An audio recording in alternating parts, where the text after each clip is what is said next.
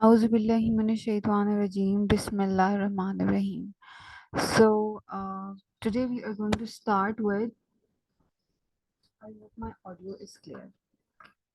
So today we are going to be starting with the topic of pregnancy in RH negative mothers. अब इसको बहुत ज़्यादा ध्यान से समझना है. ओके. इसकी गाइडलाइंस बहुत आसान है, बट अब हम देखते हैं. देखिए, अगर आपके पास कोई प्राइमी ग्रेविडा आए, ठीक है, और ठीक है, अपनी बुकिंग पर, ठीक है, उसका जो है वो फर्स्ट वो तो आपने, और वो RH नेगेटिव हो, तो आपने क्या क्या चीजें करनी है. What are the three things that you are going to do regarding her in like association with her RH negativity? सबसे पहले तो आपने उसका husband blood group find out करना है. ठीक है. अच्छा, अब ये हस्बैंड्स ब्लड ग्रुप जो है, वो जो फॉरेन कंट्रीज है वहां पे इतना फॉलो नहीं होता. वेस्टर्नाइज जो कल्चर होता है उनके वहां पे थोड़ा पैटर्निटी का इशू आता है. ठीक है. लेकिन हमने करना है चेक. दूसरी चीज that we are going to do is ICT, that is indirect Coombs test. क्योंकि हमने क्या करना है, इनडायरेक्ट, ये इम्यूनोक्रोमेटोग्राफी नहीं है, this is indirect Coombs test की एब्रीविएशन मैंने लिखी है. अपने RH एंटीबॉडी टाइटर्स देखने हैं. अब सवाल ये है कि फर्स्ट प्रेगनेंसी है, प्राइमी है, पहले कोई मिस कैरेज भी नहीं हुआ, तो मैं क्यों RH एंटीबॉडी टाइटर्स देख रही हूँ? क्या एक female during her first pregnancy sensitize पहले से हो सकती है without getting pregnant? Yes. If there is a history of any mismatched transfusion, ऐसा कोई मिसहैप हुआ है कि कोई ट्रांसफ्यूजन हो गई थी जो मिसमैच थी, तो आपने, तीसरा पॉइंट आपने क्या करना है कि आपने उससे ट्रांसफ्यूजन्स की हिस्ट्री लेनी है. कि कोई उसको कभी कोई ट्रांसफ्यूजन तो नहीं हुई, कोई एक्सीडेंट, कोई ट्रॉमा जिस वजह से ट्रांसफ्यूजन, हैवी ट्रांसफ्यूजन हुई हो, कोई रिएक्शन हुआ हो. तो these are the three things that you are going to do. ठीक है. You have to go for husband blood group, immune chromatography testing for RH antibody titres primi में भी, एंड देन मिसमैच ट्रांसफ्यूजन की हिस्ट्री लेनी है. अच्छा, अब अगली चीज आ जाती है कि हमारे पास जो रोगैम होता है, जिसको हम कहते हैं एंटी डी प्रोफाइलैक्सिस. ठीक है.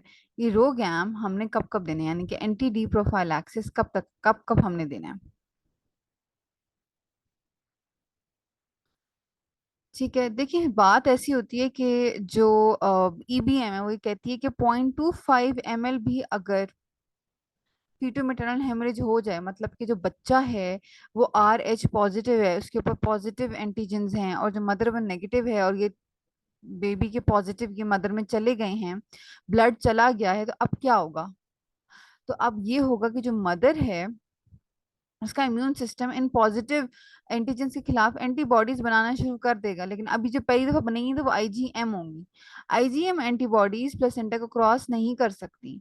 लेकिन अब जब सब्सीक्वेंट प्रेगनेंसी होगी, तो subsequent pregnancy in that case what is going to happen is that, वो क्या कहते हैं उसको, एमनीस्टिक इम्यून रिस्पॉन्स होगा. जो मेमोरी सेल्स होते हैं, जो प्लाज्मा सेल्स होते हैं, तो अब IgG बनेंगी सब्सीक्वेंट में. अब वो जो है वो प्लेसेंटा को क्रॉस करेंगी, ये नहीं कर सकती. ये करके क्या कराएंगी, ये हिमोलिसिस कराएंगी, जिसकी वजह से hydrops fetalis, haemolytic disease of newborn, वो होने का चांस है. You are getting it right now. The thing is, let me just, okay. So now the thing is that we are going to talk about the NTD prophylaxis. अब fetal maternal hemorrhage pregnancy में कभी भी हो सकता है. ठीक है, conceive करने के फौरन बाद हो सकता है. लेकिन कुछ बातें हैं जो आपको पता होनी चाहिए. सबसे पहले ये कि अब हमने इसको क्लासिफाई किया 12 वीक से पहले क्या क्या गाइडलाइंस हैं, 12 वीक से 20 वीक्स में क्या गाइडलाइंस हैं, और 20 वीक्स के बाद क्या गाइडलाइंस हैं. तो 12 वीक से पहले गाइडलाइंस ये कहती हैं कि आपने 250 इंटरनेशनल यूनिट का NTD देनी है. 12 से 20 वीक्स में भी आपने 250 की ही देनी है, और मोर देन 20 वीक्स में आपने 500 इंटरनेशनल यूनिट देने हैं. ठीक है. अब इंडिकेशंस क्या हैं देखें. कोई भी एक्टोपिक प्रेगनेंसी हो जाए, ठीक है। अब इक्टोपिक ना, ये चीज हमारे माइंड इतने हमारे पास इक्टोपिक प्रेगनेंसीज आती है इमरजेंसी में, और वो रो RH नेगेटिव होती हैं, हम रोगैम को भूल जाते हैं। ठीक है, हम उनकी जान बचाने में इमरजेंसी लेप्रोटमी और लेप्रोटमीज पे सीनियर्स लड़े होते हैं, मैं करूंगा मैं, मतलब वो अलग ही सीन होता है, तो ये तो कोई ध्यान ही नहीं रखता। ठीक है, तो अब आप लोगों ने ध्यान रखना है कि इक्टोपिक प्रेगनेंसी के बाद आपने उसे जरूर देना है रोगैम। दूसरा क्या आ जाता है, दूसरी कंडीशन हमारे पास आ जाती है कि अगर कोई हाइड्रेटिफॉर्म मोल हो। ठीक है, हाइड्रेटिफॉर्म मोल में भी आपने देना है। ठीक है, कोई उसकी SNE हुई है या नहीं हुई, या आपने उसको जो भी है। ठीक है, इसके अलावा जो है वो, अगर आपने बिफोर 12 वीक्स, किन कंडीशन में नहीं देते पहले ये देखना है, 12 वीक्स की कुछ चीजें अलग हैं। 12 वीक से पहले आपने नहीं देना, अगर जो है वो उसका मिस कैरेज हुआ है और वो कंप्लीट है। कंप्लीट मिस कैरेज के केस में आपने 12 वीक से पहले नहीं देना, हाँ 12 वीक्स के बाद आपने देना है। इसके अलावा अगर उसको कोई ब्लीडिंग हुई है, हैवी ब्लीडिंग हुई है और वो रिजॉल्व हो गई है, उस केस में भी आपने नहीं देना, लेकिन 12 वीक्स के बाद भी अगर वो रहती है तो देना है। अब कंप्लीट मिसकैरेज आपने स्कैन पे कंफर्म करना है कि कंप्लीट है, और 12 वीक्स से पहले फिर आप नहीं देंगे, वरना आप देंगे अगर 12 वीक्स क्रॉस हो गए हैं, वो इनकम्प्लीट है, वो रह गया है, RPOCs हैं, तो फिर आप देंगे। गेट इट नाउ, ये तो 12 वीक्स स्पेसिफिक चीजें हैं, ये दो बातें कि 12 इन कंडीशन में हमने 12 वीक्स पे नहीं देना, बाकी वीक्स पे अगर कंडीशन हो, मिस मिस कंप्लीट मिसकैरेज या ब्लीडिंग हो, हैवी मेंस्ट्रुअल ब्लीडिंग, तो आपने देने हैं रोगैम। अच्छा, अब ओवरऑल बस सब वीक्स में फॉलो होता है, अगर SNC, अगर आपने कोई मेडिकल टर्मिनेशन की हो उसमें आपने। अच्छा, इसके अलावा ये जो मैं कह रही हूँ ना कि कंप्लीट, मैं क्यों कह रही हूँ कंप्लीट मिसकैरेज, अगर आपने इंस्ट्रूमेंट लगा दिया इधर, अगर आपने इंस्ट्रूमेंटेशन जरा सी भी इंस्ट्रूमेंटेशन कर दी, तो फिर आप लेस देन 12 वीक्स पे भी देंगे रोगैम। ये कॉन्सेप्ट आई होप कि क्लियर हो गया, कॉन्सेप्ट तो नहीं है, गाइडलाइन है। अच्छा, चलें जी।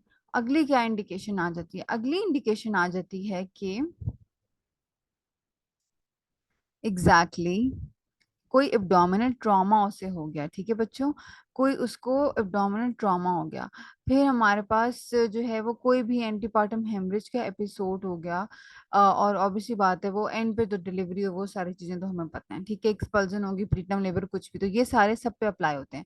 बस अब ये इंपॉर्टेंट बात है कि ये जो पहले दो कैटेगरीज हैं हमारे पास, ठीक है, जिसमें आ जाती है 12 वीक्स, लेस देन 12 वीक्स से 12 to 20 वीक्स, इन दोनों कैटेगरीज पे आपने test for feto maternal haemorrhage नहीं करना, कि हम ये देखेंगे कितना फीटो मेटर्नल हेमरेज हुआ है, नहीं हो उसके हिसाब से, क्योंकि फीटो मेटर्नल हेमरेज में ये होता है ना कि अगर ज्यादा हो जाए तो फिर आप अमाउंट ज्यादा कर देते हैं, फिर आप 250 इंटरनेशनल, इनमें आपने 250 ही देनी है, मतलब 500 हम देते हैं ना टर्म पे, टर्म के बाद ऐसे 500 का आपने आधा ही देना है।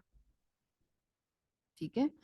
अच्छा, अब अगली जो इम्पोर्टेंट बात होती है इसमें वो ये है कि लेकिन 20 वीक से ज्यादा पर अगर हो तो आपने, you have to test for feto maternal haemorrhage and you have to give 500 international units.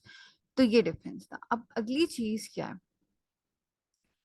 जो अगली इम्पोर्टेंट चीज है वो ये है कि हमारे पास रूटीन प्रोफाइलैक्सिस क्या है। ना बैक टू द स्टोरी, मैंने आपको एनटीडी की जनरल बातें बता दी, अब हम ना एक प्रेग्नेंट औरत को लेके चल रहे थे कि बुकिंग पे आपने उससे तीन चीजें चेक कर ली। अब लेट्स से कि ये है, ये सब्सीक्वेंट प्रेगनेंसी है इसकी। ठीक है,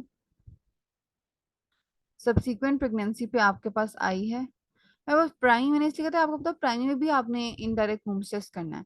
सब्सीक्वेंट प्रेगनेंसी पे आई है, आपने तीनों चीजें कर ली जो मैंने कही हैं। लेट्स से कि जो इनडायरेक्ट होम्स टेस्ट था उसमें इसका RH जो एंटीबॉडी टाइटर है, ठीक है, वो आपने जो है वो देख लिया। ठीक है, अब जब आप जो है वो इसका RH एंटीबॉडी टाइटर देखेंगे, तो आपने वो या तो वो नेगेटिव आ जाएगा या वो पॉजिटिव आ जाएगा। अब आइडियली हम ये नहीं करते, गाइडलाइंस ये कहती हैं कि वो नेगेटिव आ भी जाए तो भी आपने every 4 weeks you have to repeat this RH antibody titre till 28 weeks. ठीक है, then after 28 weeks you have to do it every 2 weeks. ठीक है,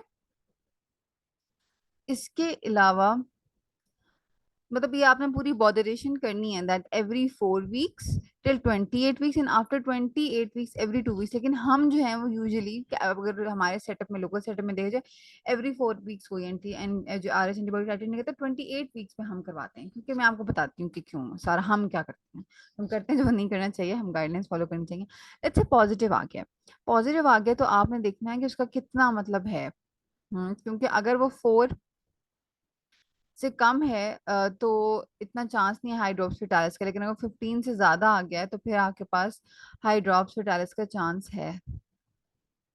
ठीक है, तो ये आपने जो माइंड में चीज रखनी है। और फिर आपने वही एवरी 4 वीक्स रिपीट करवाना है। ठीक है, अब लेट्स से कि ये हाई आ गया ज्यादा, लेट्स से कि ये 1:16 की रेशियो से ज्यादा या उसके बराबर आ गया है, या 1:16 की रेशियो से कम है तो आप रिपीट करवाते रहे हर 4 हफ्ते बाद। उससे ज्यादा आ गया तो फिर आपको एनीमिया के लिए देखना होगा। फीटल एनीमिया के लिए आप कैसे देखेंगे? फीटल एनीमिया के लिए देखने के लिए आप मिडल सेरिब्रल आर्टरी की पीक सिस्टोलिक वेलोसिटी निकालेंगे। ठीक है, और वो होता है मीडियम ऑफ मीन, मॉम की उसका यूनिट होता है मीडियम ऑफ मीन। और वो अगर आ जाए, एक सेकेंड,